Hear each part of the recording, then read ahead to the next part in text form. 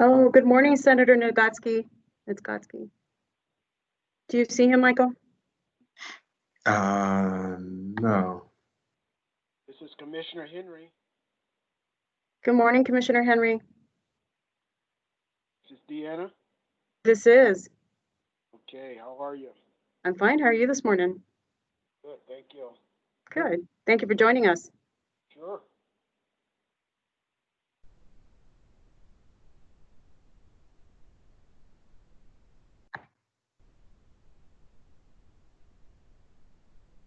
Senator David, good morning to you.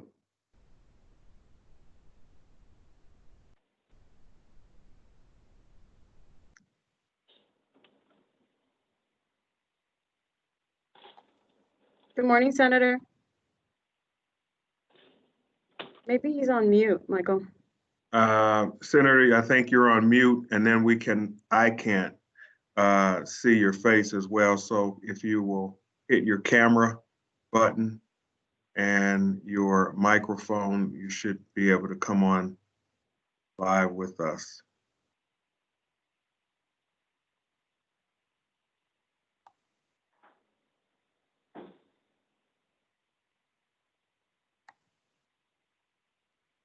Oh, there he is. Do you see him now? I see him now. All right. All right. Senator David, how are you?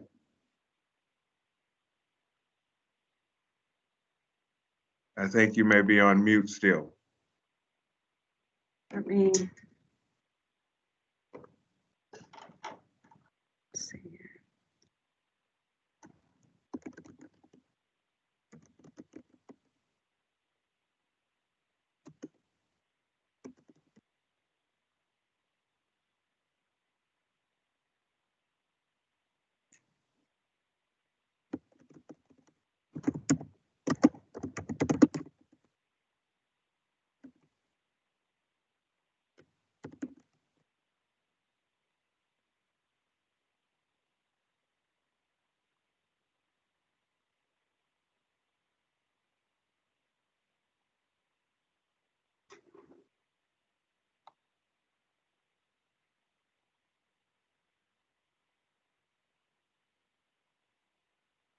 Michael, are we ready?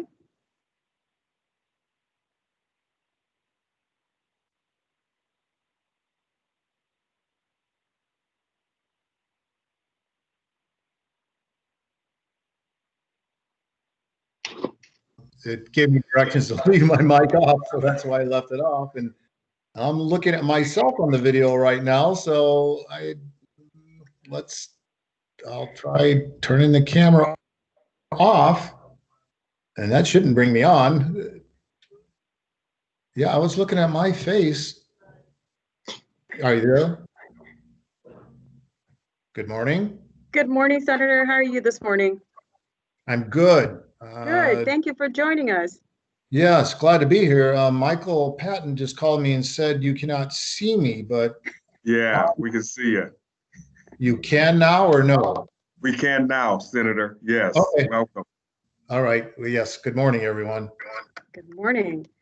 Michael, should we go ahead and get started? Yeah. All right. We can get started. All right. Well, good morning. My name is Diana Moya. I'm the Sipe Human Rights Commission Housing Director. Welcome to the Commission's webinar this morning. I'd like to share that the webinar is being recorded and the link to view the recording can be found on the City YouTube page. Also, I ask that you please mute your line. And if you have a question, please post your question if you can in the chat area.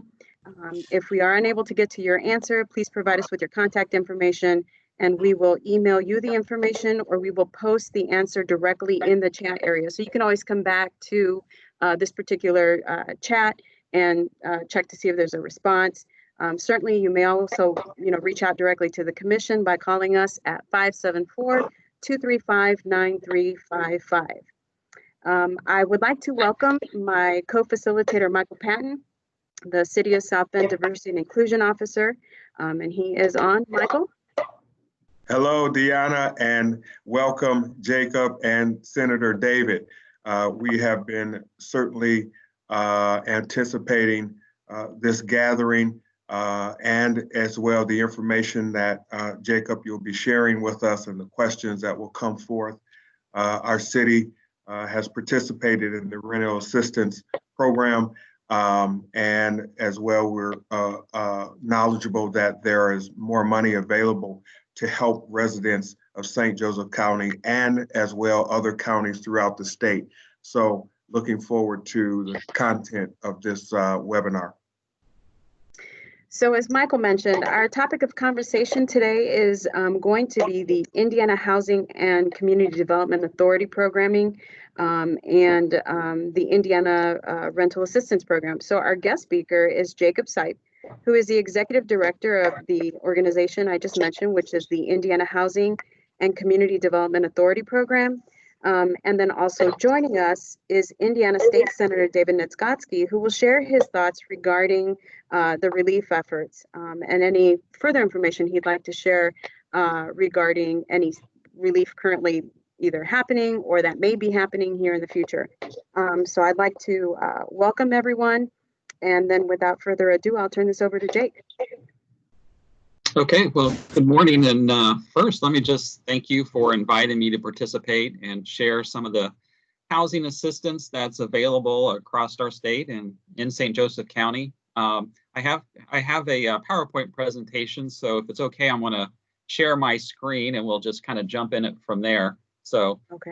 Anytime I do this sharing of screens, I never know where this is going to end up, as you can imagine. So let's keep our fingers crossed and hope this turns out okay. Absolutely. So, we're all friends. We get this. Yeah, there you go. All right. Well, Great. Here we go. All right. So, I want to mention a few things about the housing and utility resources that are available for Hoosiers. And I know this is on the top of mind of everyone. So let's first let me give you a little overview of who IHCDA is. We're a quasi-agency of the state. We operate self-sufficiently. We don't receive any funding from the state of Indiana for our operations. We manage the entire portfolio of housing from homelessness to homeownership. And we are committed to providing housing opportunities, promoting self-sufficiency, and strengthening our communities through those efforts that we have. Over the past few months, obviously we've worked closely with an array of housing partners and sub-grantees across our state on a variety of identifying and implementing housing and utility resources for Hoosiers that have been adversely affected by the pandemic. We have some programs that we've continued to operate, like our Energy Assistance Program. But with the CARES Act, we had some additional resources made available for that. And then we've had the Indiana Foreclosure Prevention Network, which I'll talk a little bit about as well, which is providing mortgage payment assistance for homeowners who have lost income and are struggling to make their mortgage payment. And then just recently, from scratch, we created a rental assistance program for 91 counties and created an application portal that didn't exist in our state within like 30 days. So we took on quite a bit to get that up and going.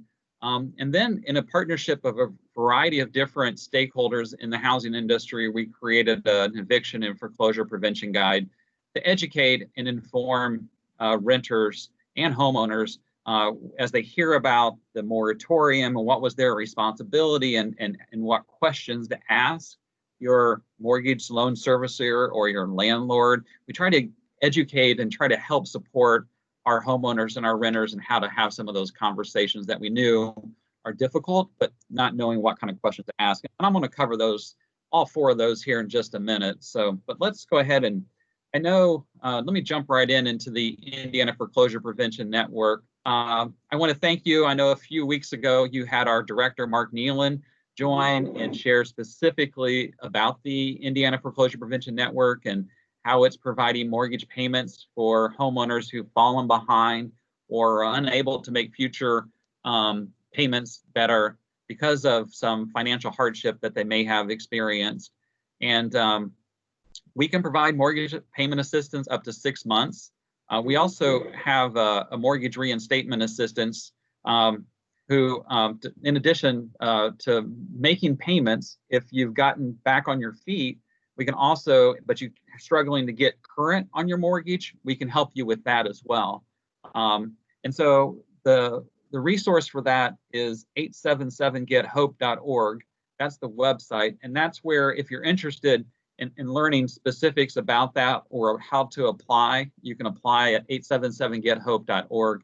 That's where I would start, because we have a frequently asked questions there for homeowners to ask. We have a list of mortgage companies that are participating in the program. There is a phone number that you can call, 1-877-285-041. But I think the best resource is the 877gethope.org, because we've tried to provide as much resources available to make an informative decision on if the foreclosure prevention network is right for you as a homeowner. So that's the website there for that. So Jacob, yeah. when we spoke last week, you mentioned, I remember you mentioning that there weren't as many applicants to the particular program. Do you expect that to change, considering that now the moratorium is about to expire? Do you anticipate seeing more applicants come through? Yeah, so we have not seen applications really anywhere near the volume that we were expecting from homeowners. In fact, I think we only have about 300 applications that we've received since April. And I think a lot that has to do with the forbearance policy that has been in place by Fannie and Freddie and Ginnie Mae, because homeowners are choosing that. We work closely. This program actually is through the U.S. Department of Treasury. And so when we designed, we've had the program up and running for a while, obviously for several years, but we made changes to it in partnership with the U.S. Department of Treasury to align it with the pandemic and to help make sure that we were helping homeowners that had lost income or lost their job. And one of the things that we really worked closely was, even though that you may be part of a forbearance program, that still didn't eliminate you you could still be eligible for these resources. And that was something that we, early on back in April, we had that conversation with the U.S. Department of Treasury to understand that these forbearance programs and the foreclosure prevention mortgage payment assistance could go side by side and complement each other. So that was something that we have in place.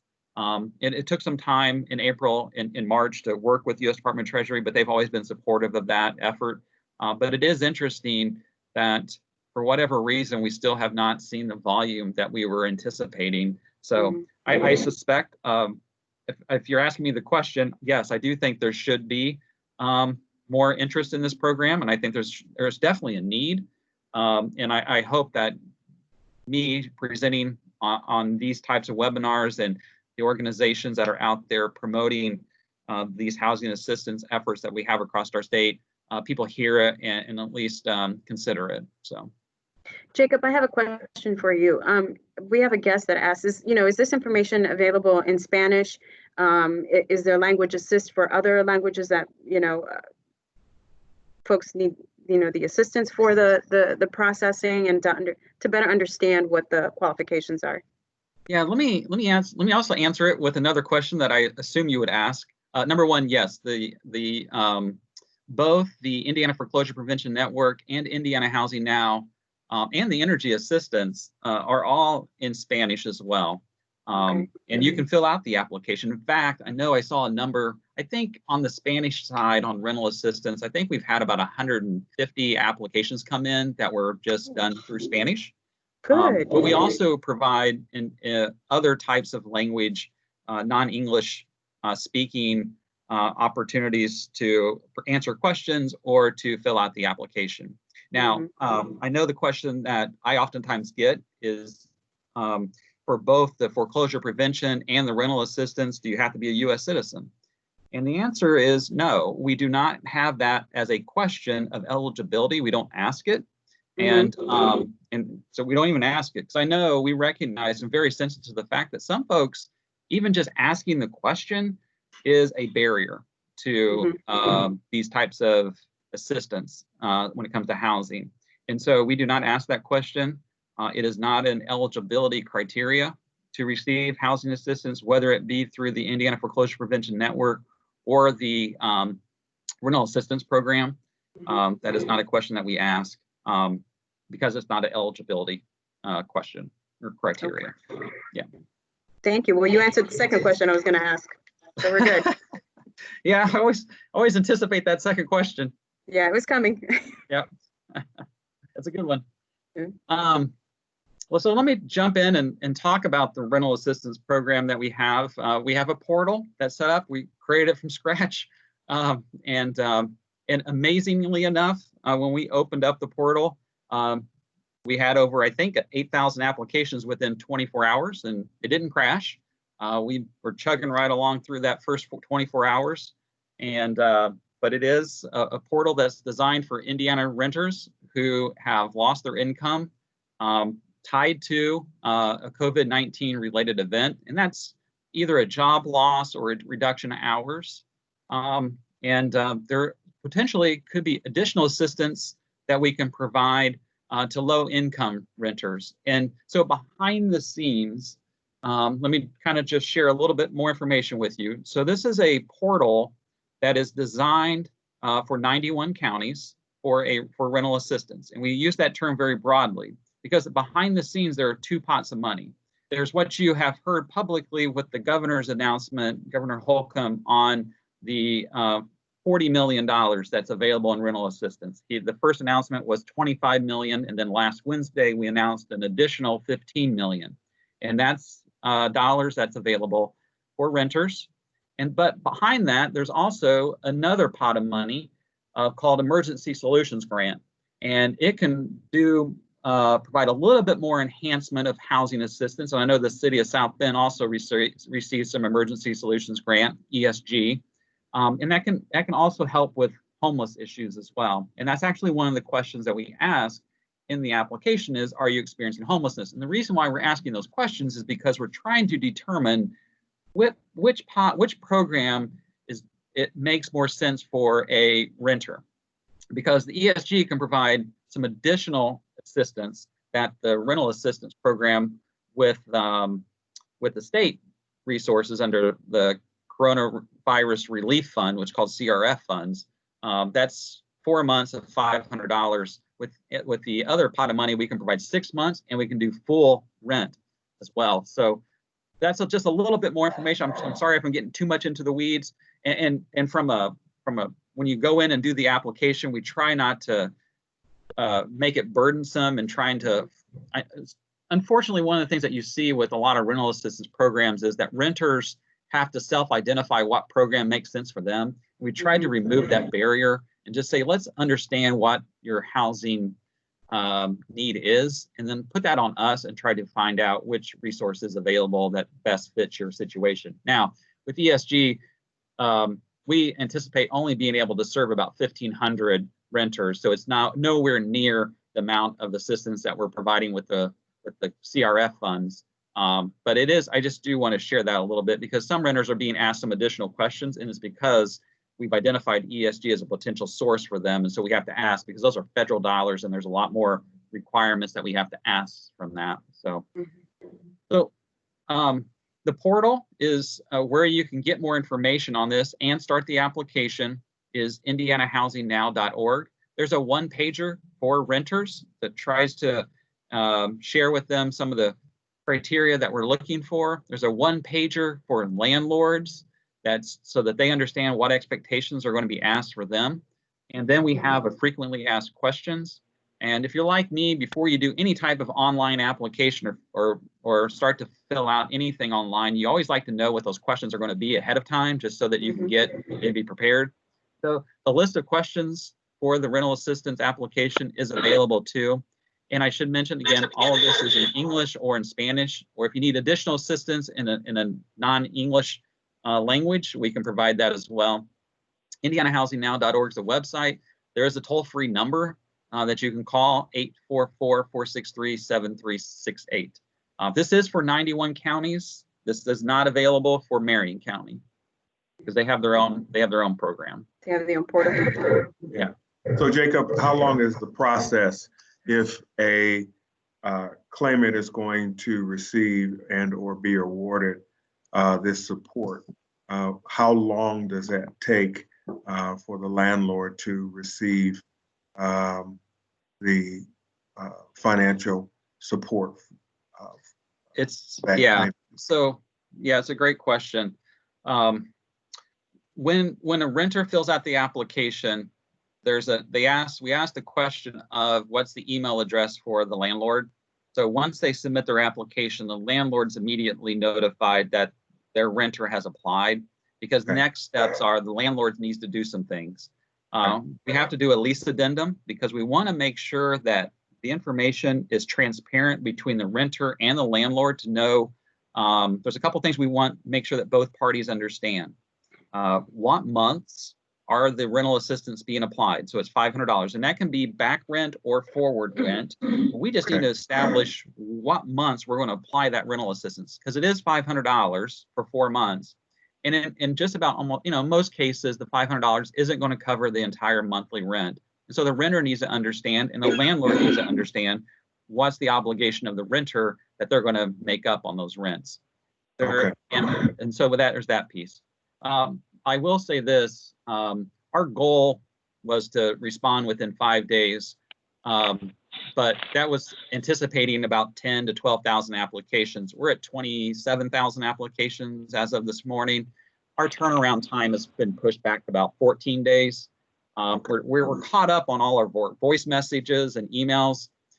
That slows us down because I know a lot of folks want to call and have questions or things like that. But right now, we're probably at about a 10 to 14 day window for us to get back. The good news is we do notify the landlord so they can start working on trying to get their lease addendum. Usually, a lot of landlords now are asking questions about what's my obligation. I want to understand the 45-day moratorium eviction pause that I have to do. What am I committing to?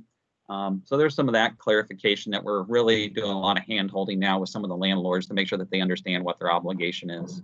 So, and a lot of that is done with more of our smaller landlords who only have a couple of units. Our larger properties, property managers, I think we've answered that question one time, and then now as we get those are starting to move faster. So, Jacob, have any dollars been released? I mean, has there been assistance that has already been provided, payment gone to some of these landlords? Has that already taken place? Yeah, and I can get you some specific numbers on that. And that's one of the things I want to start doing is to share with the public how much dollars have gone out the door. I can tell you this morning, I think we have either paid or in the process of setting up payments of around $5 million that has gone out or it's set up to start paying. That's where we are as of this morning. So, yeah. And obviously that number is starting to pick up now as folks are starting to get those applications and the landlords are starting to understand what they're needing to do. It's still taking time. It's if this was a regular rental assistance program, as everyone knows, it would take 60 days to get someone the assistance. I know for me it's frustrating. I think we should be moving faster, but I understand that we get a lot of questions. A lot of folks a lot of renters really are looking to us to be a mediator between the landlord and the renter. Now we're starting to see a lot of that, and that's just slowing some things down. And so there's a lot of moving parts to this, but I think what we're seeing now though is an uptick on the processing of the payments and our landlords turning files back around to us, which was a little bit slow in the very beginning. And also we were caught off guard on the volume of voice messages and emails we were getting, which slows us down, takes us away from doing on the files. But we're about 5 million today in terms of what's processed and ready and going out. And when you spoke of the lease addendum, let me jump into some of the criteria of the rental for renters. If you've lost your job in part because of your income due to the pandemic, you may qualify. Having trouble paying your rent, worried about being evicted, you are a resident, a renter, not inside Marion County, so the 91 counties. And this part here, you're not receiving rental assistance from another source, but that's just for 1 month.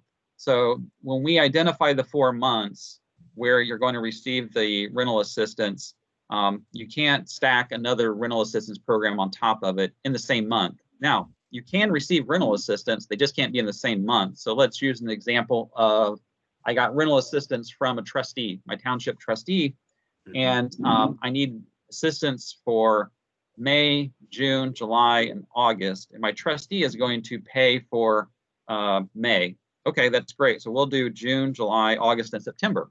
But we just can't do it in the same month. And so that's how we've structured that for the duplication of benefits to avoid that in the same month. But it doesn't eliminate other types of local, I would call them more local rental assistance. We do know that faith-based organizations, we know that township trustees, and some of our community foundations or United Ways are also providing assistance. Now, if you are at a federal program like Section 8 or a USDA property, those would not be eligible. So if you have ongoing rental assistance from a federal program, obviously that wouldn't be eligible for that. Sure. Yeah. Oops, going the wrong way. Just real quick for landlords, we do have a network of partner agencies that we're working with to help with reviewing the applications and getting the documentation. So kind of think of it as a hub where the application comes in. ICDA takes the brunt of it. We do a review, determine if there's eligibility, and if we do, then we send it out to our partner agencies across the state to finalize the file. And so those partner agencies are working with the tenant and the landlord to get a payment plan, to get the lease addendum done. And during the lease addendum, we make sure that the landlord understands that the tenant gets 45 days from the payment due date before they can file for late payment eviction proceedings. So there's an additional 45-day moratorium put on place if the landlord accepts the $2,000. So, and we are making, so that's that. And so I should mention this back to the payments. The payments are being made directly to the landlord. That's one of the things that our partner agencies are helping us get is the account information from our landlord so we can directly make those payments to each landlord. So the other thing that we've asked our landlords to do for us is to provide us feedback in January.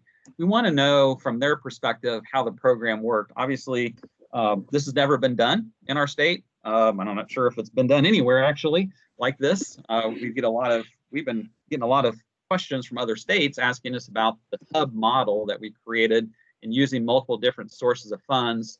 But we want to know from landlords, give us some feedback. Were we able to prevent an eviction?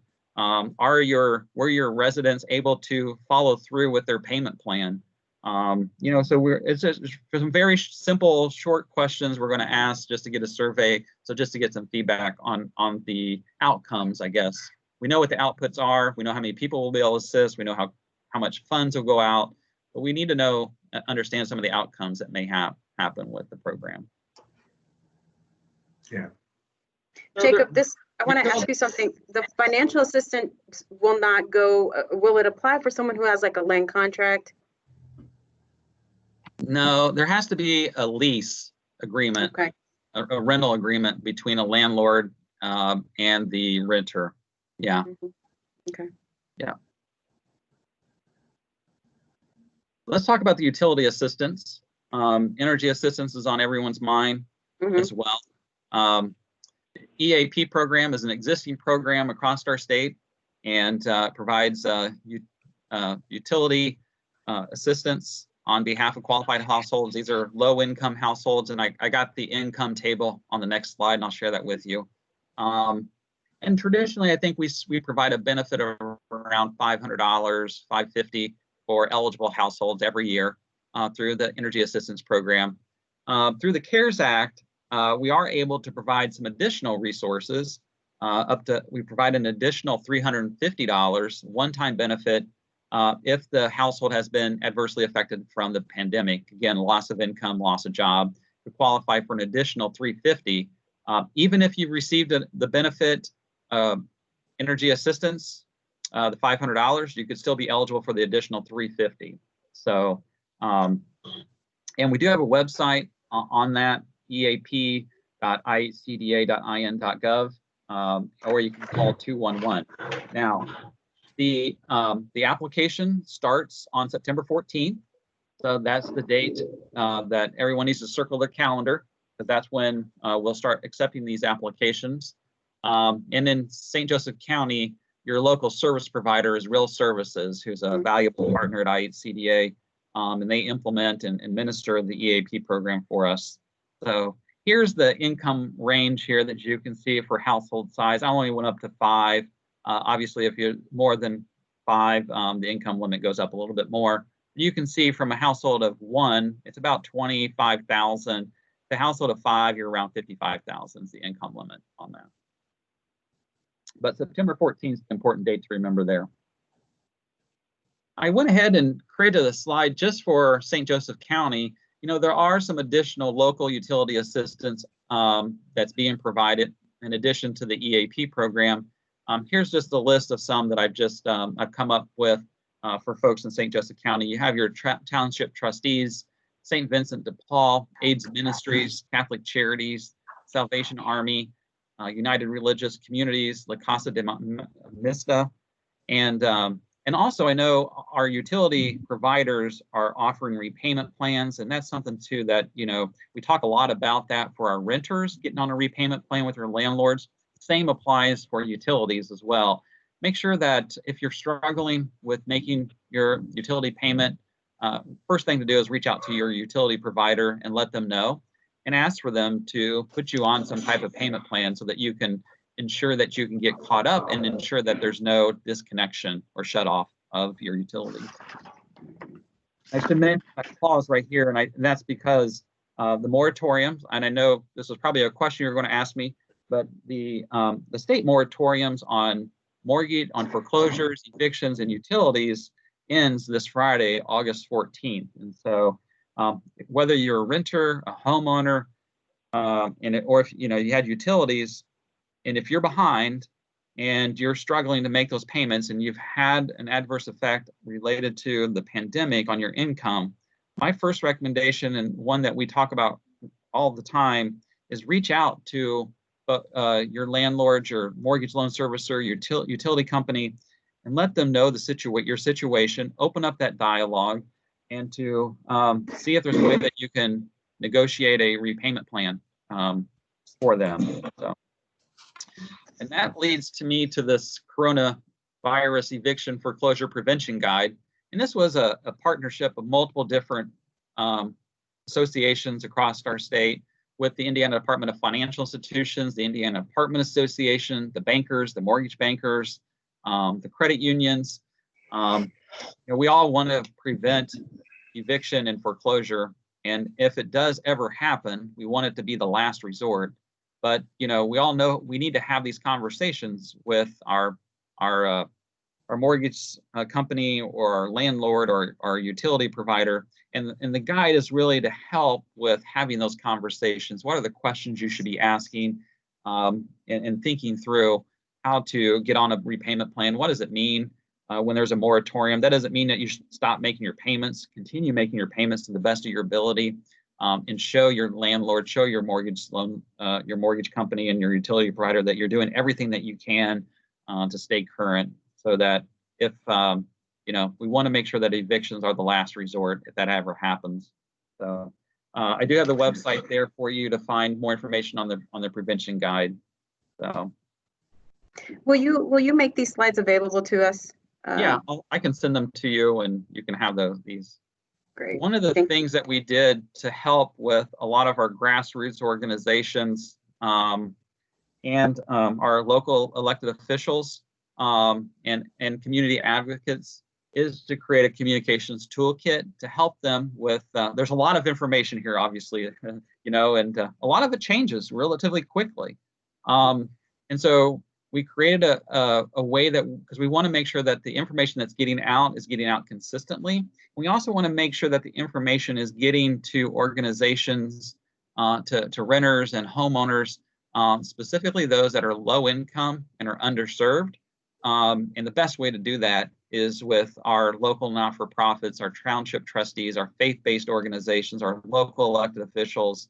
Those networks of community organizations are the best way to get that information out. So we created this toolkit that has what to say if you want to go on the radio and do a radio ad. If you do social media, we got the social media already created for you. We have material that you can print off and distribute. So we created this easily to share information for individuals that you serve.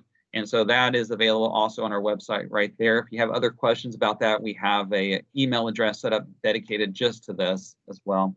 And so let me mention St. Joseph County on this, because you guys have done just an outstanding job in getting this information out and using this toolkit to make our community and our renters and our homeowners aware of these housing assistance. So on the rental assistance side, we've received 2,000, this is as of 5 o'clock last night. So we've received 2,757 applications from St. Joseph County, and that's 10% of our applications, which is second highest county where we received applications. The first county that we've received the highest number of applications is Lake, which is 18%, and that's about 4,930 applications we received from Lake County. But for St. Joseph County, 2,757 applications have come, and a lot of that is because of the local work that all of you on this webinar are doing and helping us with relaying the information and making it easy for people to understand, because this is a lot of information. It's very complicated. It's very intimidating. And so we have folks for the first time are looking for the government for assistance, and it's very intimidating. They don't want to do that. And we tried to make it as easy as possible. We've tried to be clear and concise in how we communicate these complex housing assistance programs, because they are complex and they are difficult to understand. And we tried, and the one way to do that is to help you and our community organizations articulate it in a simple and understanding way that's non-threatening and doesn't create barriers for folks. So here's Jacob, so page. glad to hear that. So glad to hear that, Jacob, because people are living in fear since the start of the pandemic. And it's embarrassing in a lot of senses also to people. So thank you for opening that box and sharing with us the simplicity of how you have laid this out for counties in Indiana to participate in. Yeah, the one thing that I've worked with my team on is let's remove as many barriers as we can. Not asking your citizenship question was the number one thing that we made it very adamant. We will not ask that question. That is not an eligibility question. We will not ask it. We will create a toolkit that's easy for people to understand. We will ask questions that are simple that we can all relate to. I was going to ask earlier, Jacob, in reference with the lease addendum that landlords will need to come up with, are you providing any assistance with that? I mean, obviously they come up with lease agreements, but I mean, do you have some form that your agency is incorporating, like a template form that so it's all going to be somewhat uniform, or with the information that they're going to need, or how they're going to have to go about doing that correctly? Yeah, thanks for asking that question. We do have a boilerplate lease addendum that they have to use, and it's a PDF, fillable PDF. You just put it in the information. And we do get a lot of questions from landlords, and we walk them through what it means. We have a table that shares, like I mentioned, what months the rental assistance will go to, the $500. And so it is a boilerplate. And I think this week, one of the things we learned about trying to improve our efficiency was when we send the email, I think we're sending a copy of the PDF immediately to the landlord so that they have it as soon as the renter applies. So when that automatic email goes up, it's going out, I think, with an attachment now of the lease addendum so that they can immediately see it. So yes. Yeah. I'd imagine there could be some initial resistance, but as we move forward, especially as we go past the August 14th date, I would really hope that a lot of the landlords are going to, there may be some phase where they believe that they may have lost the dollars without having to do other actions. So to take advantage of this, I would think that you'll see those numbers probably grow as far as people on both sides doing things correctly to try to, to come to a solution that works for everyone. Yeah, yes. I have one more slide here, and I wanted just to kind of tailor this to St. Joseph County on legal assistance, and I think we're going to hear more information this week from the governor on the settlement facilitation program that's being created through the Indiana Supreme Court. I think there was a mention of that last week, but also locally you have some legal assistance, and I put a couple of 3 resources here for renters and landlords to make sure that those resources are available to them. I know prior to the webinar, we talked about trying to avoid eviction and only eviction as in a last resort. And is there a way that, we can facilitate the conversation between a landlord and renter so that eviction doesn't happen? And if it does happen, that there's some type of settlement agreement made so that we don't begin to damage people's credit reports because it becomes another barrier, trying to find another place to rent for renters if they're carrying an eviction on their credit rating. So we want to avoid that at all cost. And so having legal representation for our renters is very, very important, and for our landlords too, to understand this process. I did provide a few other additional resources here for folks to make sure that we avoid and only use eviction as a last resort, and that we have proper representation for our renters and our landlords if we go through that process. So with that, I think I've answered some questions. They've been coming, so that's great. But here's my contact information. If you have any questions after this, follow-ups or anything, there's my email, there's my phone number. You are welcome to contact me anytime, and I'll do my best to answer any of your questions and respond promptly. So let me see if I can unshare my screen. That's always fun. There we go. So, all right. I'm happy to answer any additional questions or anything like that. So I have a question about, like, for example, the fees, so we're running into late rent payments. In addition to that comes, of course, the late fees. What kind of protection are we discussing with the landlords with regards to that? If there's a rent payment forthcoming, try to, what kind of conversations happening with that? Yeah, we do ask landlords not to apply late fees during the rental assistance. We will pay for late fees. We will pay for those fees as part of the assistance. We will, if they've occurred in the past. I think as you talk through a repayment plan, I think we obviously want to stress waiving those fees if possible, because those are more of a barrier to ensuring that we avoid eviction and not adding on additional costs to the renter who's already experienced loss of income. So So Jacob, renters are going to struggle to get back on track. Are there some other resources out there that could potentially help them to turn the corner? No, I think the one slide I shared, some of those, like our township trustees, are also a good resource. I mean, they're not the solution to a long-term issue that we're going to have, but maybe for that 1 month that they might need assistance, that would be something that I obviously continue to support our township trustees and the housing assistance that they also provide. It's difficult for us to keep up to date on a lot of the faith-based organizations that are also providing assistance. We know that a lot of our faith-based organizations are stepping into that role as well. A lot of our county foundations with their United Ways are also. I think one of the things that I knew was always there in our state was this complex web of resources that are out there, and it's really challenging for anyone to find those resources because it's so complex, and they're all over the place. And for us, we've tried to do the best we could to identify where they are, just like I did today with utility assistance for you and what's available on legal aid. But when you do that across 92 counties, it's mind-boggling. I wish there was a way that we could simplify that so that we could have a one-shop resource. I know 211 now under FSSA is really working hard to try to align a lot of those resources. But even with that, it can be a major challenge. For me, I put myself in a situation where I think like, okay, if I am experiencing trauma through domestic violence in my county, where do I go?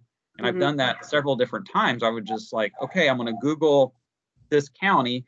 I'm going to look for, and it's a real challenge if you're in that situation and it's immediate and you're experiencing trauma and where to go. And I think that's an area in our state where we can get better.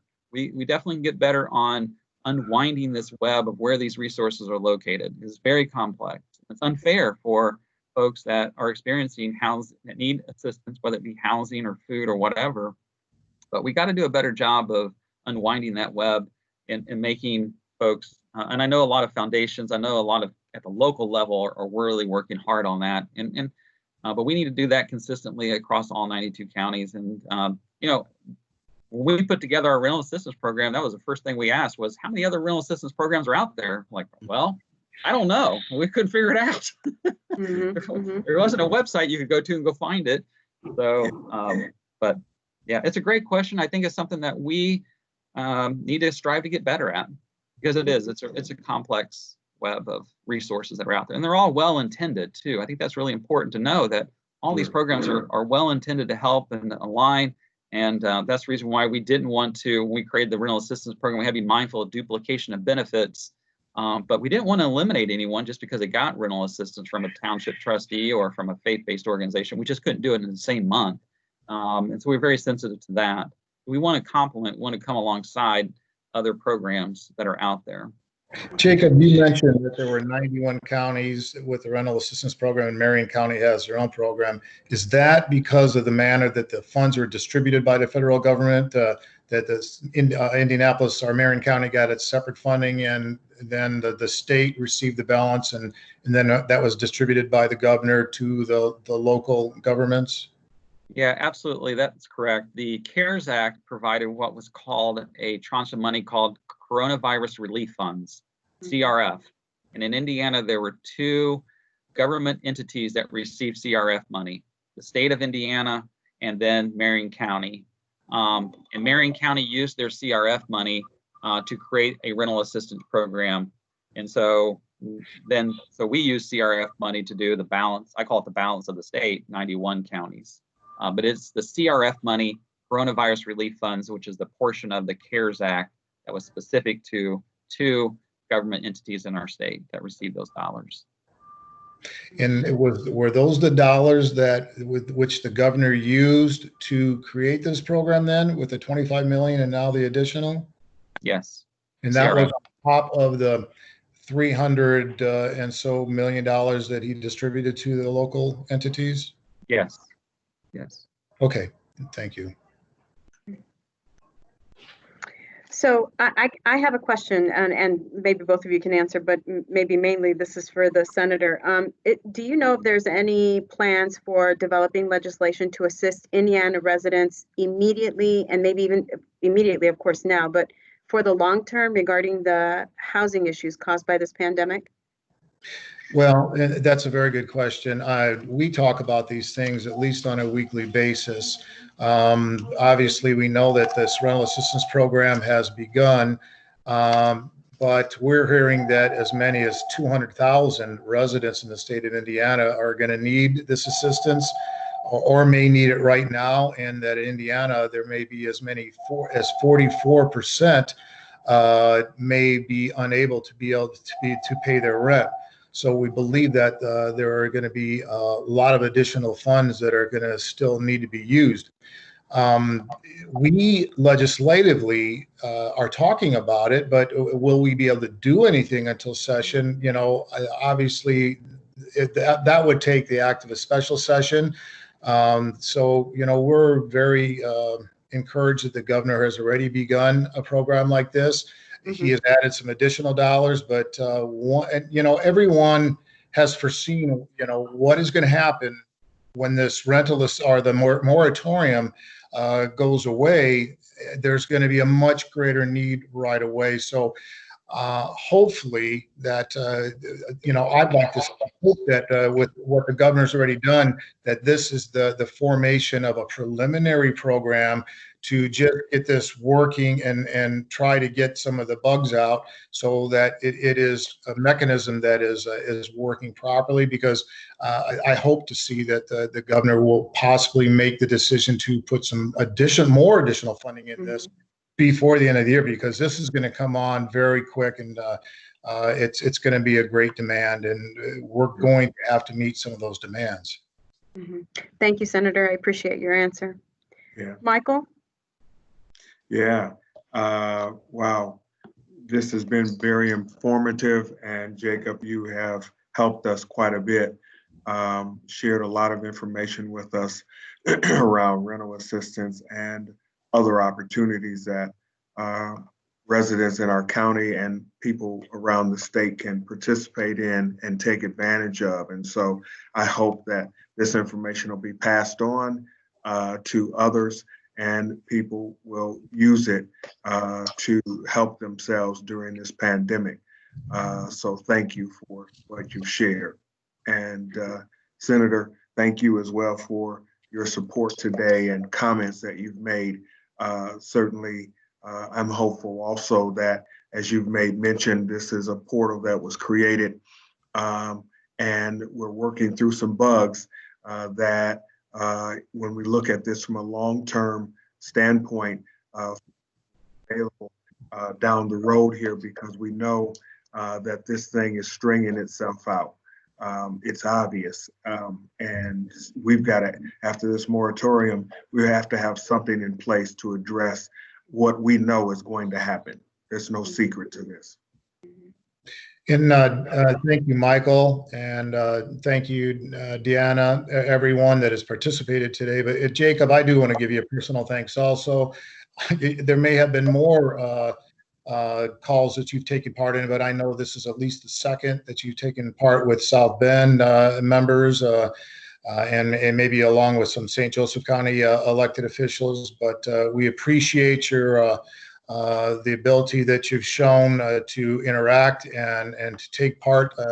That's the way. It's the key is communication, and by working together, we're going to be able to address these situations as they come upon us, because the need is not going to go away. So thank you very much for your taking part in this today. Well, thank you, and thank you for everyone's leadership in this, because this is, I know it feels overwhelming at times, but this St. Joseph County is doing a great job, and I'm glad that we're able to support the work that all of you are doing. So thank you. Well, we appreciate both of you for being on today. Jacob, the challenges, Senator, the challenges that we're facing together. It's not just one person, it's all of us in this. And so you're right, communication is the key. And so I appreciate both of you being on here. Michael, thank you for being my co-facilitator today. I appreciate that. Great job. And I'd also like to add that, I stand ready that, let's further work together. And with the type of things that we may need, there are going to be many. So when it comes to session, at whatever point that is, I'll be more than happy to work with you to try to draft legislation that could be very meaningful. Yeah, thank you, Senator. Thank you. So I would like to, at this point in time, just ask, are there any last thoughts that anybody would like to share before I share the next webinar that we have coming up? Any last thoughts? No? All right. So on August 25th, 2020 at 11 o'clock, our topic is youth labor. And our speakers are going to be Estela Sandoval from the Community Outreach. She's the actual Community Outreach and Resource Planning Specialist for the Department of Labor. And we will, of course, welcome back Brian Shoemaker, who's the Outreach and Education Coordinator for the EEOC, which is the Equal Employment Opportunity Commission. So we look forward to them on August 25th at 11. I hope you will join us. Gentlemen, thank you so very much for your time today. I appreciate your efforts, and I do look forward to continuing a great partnership and dialogue. Certainly, if the Human Rights Commission here in South Bend can further along the cause, which we always do, we share everyone's information, we'll be more than happy to do so. And at this time, I'd like to end this webinar, and thank you so very much for your time. Thank you for the opportunity to take part today. Thank you, Take gentlemen. care. Great job, Deanna. Thank you, Michael. All right. Thank you all for joining us, those of you that Goodbye. came in to participate.